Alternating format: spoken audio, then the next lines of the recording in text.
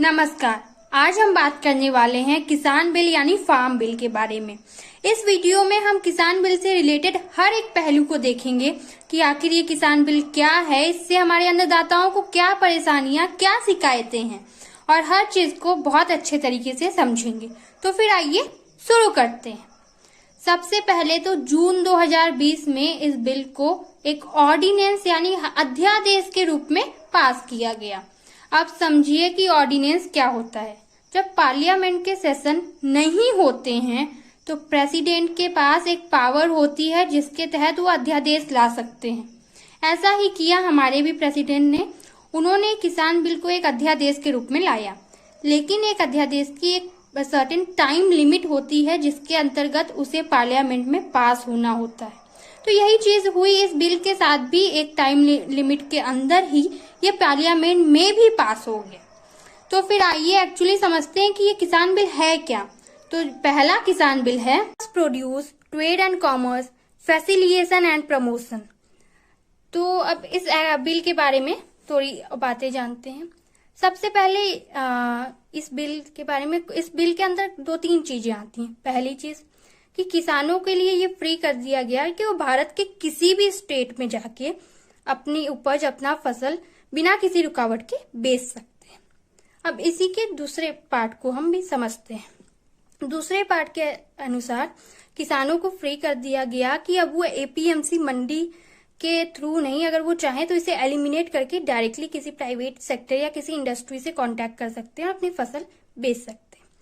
अब समझिए कि एपीएमसी मंडी क्या होती है, पर एपीएमसी मंडी समझने से पहले एमएसपी समझ लीजिए ताकि आसानी होगी। तो एमएसपी क्या होती है? एमएसपी मतलब मिनिमम सपोर्ट प्राइस। ये एक फिक्स राशि होती है जो गवर्नमेंट किसानों के लिए फिक्स कर देती है। हमने एग्जाम्पल ले लिया, चलिए ठीक है, कि 10 रुपए पर किलो के हिसाब से गवर्नमेंट ने गेहूं का दाम फिक्स कर दिया। अब हो सकता है कि मौसम खराब हो या किसी कारण से आपकी फसल की क्वालिटी अच्छी ना हो, पर फिर भी अगर गवर्नमेंट ने एमएसपी फिक्स कर दिया है तो अब वो 10 रुपए प्रति किलो के हिसाब से ही आपका गेहूं लेगी। एमएसपी समझ आ गई। अब एपीएमसी मंडी की बात करते हैं। एपीएमसी मतलब एग्रीकल्चरल प्रोड्यूस मार्केटिंग कमेटी। अब ये क्या होती है? ये आप जनरली नॉर्मल भाषा में समझिए, एक मंडी होती है जहाँ पे किसान अपनी फसल, अपनी उपज लेके जाते हैं और वहां पे कुछ ट्रेड और कुछ लाइसेंस मिडलमैन आते हैं जो कि उनके फसलों की बोली लगाते हैं। पर एक बात याद रखिए, ये जो बोली लगती है ये एमएसपी से नीचे नहीं जा सकती। जैसे अभी हमने बात की कि 10 रुपए प्रति किलो के हिसाब का दाम गेहूं के लिए लग चुका है, तो अब ये अगर बोली लगेगी भी तो ये 10 रुपए से नीचे नहीं जा सकती। हो सकता है 11 रुपए चली जाए, 12 रुपए चली जाए, लेकिन 10 से नीचे नहीं जा सकती। तो यहाँ पे अब जो किसानों को बेस्ट दाम मिलता है वो बेचते हैं अपनी उपज। ये पूरा का पूरा रोल होता है एपीएमसी मंडी का। समझ आई बात? अब एक और बात समझिए कि जैसे मुझे या आपको चाहिए कुछ हमारे गेहूं, चावल या कुछ, तो हम क्या करते हैं, हम किराने की दुकान पे जाते हैं। पर किराने की दुकान को डायरेक्टली किसान आके नहीं देता। जनरली किराने की दुकान एपीएमसी मंडी के एजेंट जैसे ट्रेडर्स या फिर मिडलमैन जो होते हैं उनसे लेती है, फिर हमें देती है या फिर किसी इंडस्ट्री को देती है। तो ये पूरा प्रोसेस होता है। एक और बात कि इस प्रोसेस में काफी कमीशनबाजी होती है। मैं एक एग्जांपल लेके आपको समझाती हूँ, आइए समझिए। जैसे कि किसान ने कहा, किसान से लिए गए कुछ आलू, एक एग्जांपल लिया हमने, 20 रुपए किलो के हिसाब से ले लिया। चलिए ठीक है। अब क्या होता है कि एपीएमसी मंडी में तो उन्होंने 20 रुपए प्रति किलो के हिसाब से बेच दिया। अब जब आगे जाएगा तो वो ट्रेडर हो सकता है आगे उसे 30, 40, 50 में भेजे। और जैसे कुछ बड़ी कंपनियां, एक एग्जांपल लेते हैं कि चिप्स बनाने वाली कोई कंपनी है, उसे तो भाई आलू ज्यादा चाहिए, वो लेगी और वो ट्रेडर भी उस वक्त हो सकता है 40 रुपए या 50 रुपए में बेचते। और फिर आप समझिए कि वही चिप्स जब हमें पैकेट में मिलता है तो वो कितना महंगा हो जाता है। और ये जो चिप्स है, ये जो आलू है, जो दाम हम दे रहे हैं और जो दाम उस हिसाब से किसान को मिला, अब आप सोच सकते हैं कि किसानों को कितना कम फायदा, कितना कम मुनाफा हुआ और कितनी ज्यादा कमीशन बाजी हुई थी कि ये 20 रुपए से 50 रुपए में कन्वर्ट हो गया। तो अब आपको बातें समझ आ रही होंगी। तो क्या किया गया है इस बिल के अनुसार कि अब अगर किसान चाहे तो एपीएमसी मंडी में जाए बिना वो डायरेक्टली इंडस्ट्री में जा सकता है। लेकिन अब किसानों का क्या डर है ये समझिए। किसानों को डर है, चलिए ठीक है, आज तो हम चले जाते हैं प्राइवेट सेक्टर में, प्राइवेट कंपनियों के पास, लेकिन तब क्या उन्हें डर है कि कहीं ऐसा तो नहीं कि एक बार अगर हमने जाना बंद कर दिया तो गवर्नमेंट फिर एपीएमसी मंडी को मेंटेन करना बंद कर देगी, और अगर एक बार एपीएमसी मंडी बंद हो गई तो ये काफी उन्हें हो सकता है दाम अच्छा ना मिले, क्योंकि स्टार्टिंग में तो अच्छा दाम मिलेगा, हो सकता है बाद में दाम ना अच्छा मिले। यही परेशानी है, यही मेन मुद्दा है किसानों का पहले बिल पे कि उन्हें लगता है कि कहीं एपीएमसी मंडी ना बंद हो जाए।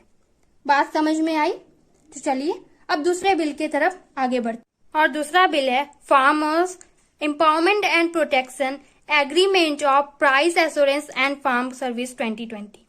वैसे कहीं ना कहीं आपको नाम से ही अंदाजा लग गया होगा कि इससे कुछ कॉन्ट्रैक्ट से रिलेटेड चीजें हैं, फिर भी आइए इस बारे में बातें करते हैं। इसके अकॉर्डिंग किसानों को छूट दी जा रही है कि अब वो डायरेक्टली किसी प्राइवेट कंपनी से या प्राइवेट सेक्टर से एग्रीमेंट कर सकती हैं, यानी वो किसी से एग्रीमेंट कर सकती हैं, किसी प्राइवेट सेक्टर से, कि चलिए ठीक है, उनका जो भी एग्रीमेंट रहेगा हम आपको ये देंगे, आप हमें इतना पैसा देंगे, या जो भी चीजें रहेंगी ये चीजें उन्हें छूट दी जा रही है। तो अब देखिए कि इसमें किसानों का क्या डर है कि जब ये प्राइवेट सेक्टर के पास एक बार ये सारी चीजें चली जाएंगी, जब उनसे वो एग्रीमेंट करेंगे तो इसमें एमएसपी को कहीं ना हटा दिया जाए, ये डर किसानों का है। अब इस बात को थोड़ा अच्छे से समझने की कोशिश करिए। स्टार्टिंग में जब कोई भी कंपनी स्टेब्लिश होती है तो वो बहुत से ऑफर देती है। आप एग्जांपल में अमेजॉन ले लो, फ्लिपकार्ट ले लो, या कोई भी कंपनी ले लो। जब स्टार्टिंग में इन्हें स्टेब्लिश होना था तो इन्होंने बहुत से ऑफर भी दिए हमें, लेकिन जब एक बार ये स्टेब्लिश हो गई तो कहीं ना कहीं इन्होंने ऑफर कम किए, हर चीज को सीमित लिमिटेड किया।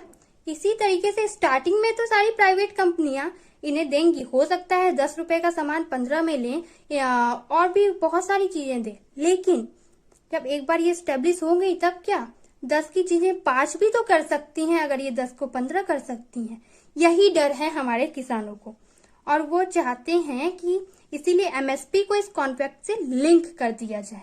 लेकिन जाहिर सी बात है ये नहीं हो सकता, क्योंकि एक गवर्नमेंट किसी प्राइवेट सेक्टर में कैसे एग्रीमेंट में इंटरफेयर करके कैसे एमएसपी को इससे लिंक करेगी। तो यही कुछ चीजें हैं जो हमारे किसानों की डिमांड है और उन्हें जिस बात का डर है। तो उम्मीद है कि आपको दूसरा बिल भी समझ में आया होगा। अब हम बात करते हैं तीसरे बिल के बारे में, जो है एसेंशियल कमोडिटीज अमेंडमेंट 2020। अब इसे समझने की कोशिश करिए।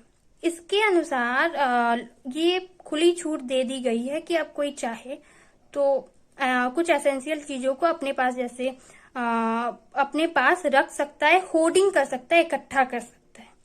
अब आप समझिए कि मान लीजिए कि इस बार किसी चीज का दाम बहुत सस्ता है, गेहूं का, चावल का, आलू का, किसी भी चीज का, और किसी प्राइवेट सेक्टर ने क्या किया, वैसे इस बात पे रोक लगी थी पहले, लेकिन इसी रोक को फिर से खोल दिया जा रहा है तीसरे बिल के तहत, कि अब उन्होंने लिया सारा का चावल सस्ता है, उन्होंने खरीद लिया और होर्डिंग कर ली, मतलब इकट्ठा कर लिया।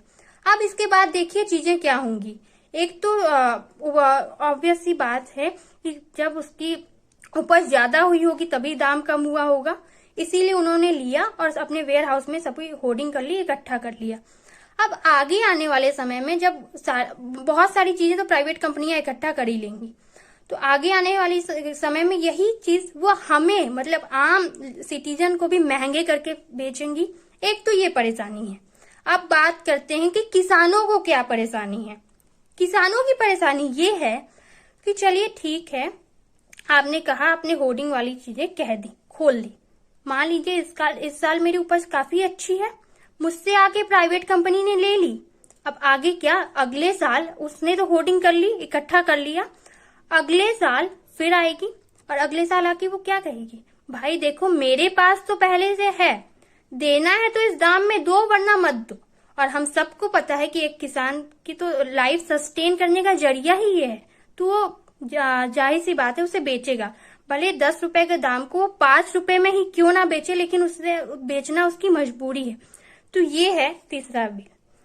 तो उम्मीद है आपको ये तीनों बिल अच्छे से समझ में आए होंगे और अब आप अपनी खुद की राय बना सकते हैं कि किसान सही है या फिर गवर्नमेंट सही।